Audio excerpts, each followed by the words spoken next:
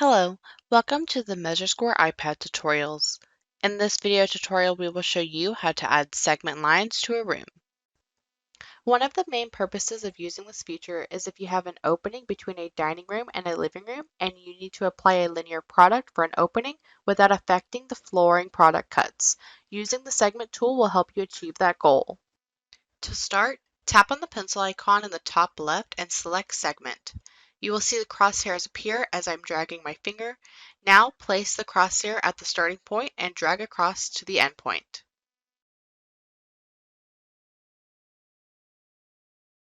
When done, tap Close in the bottom right to end the segment line. You can go ahead and start adding the segment to another area of the room.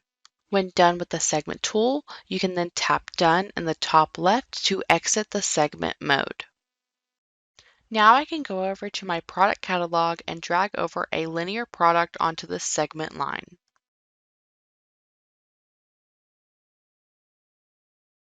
Thank you for watching, and make sure to subscribe to our channel for future videos and information for all MeasureSquare products.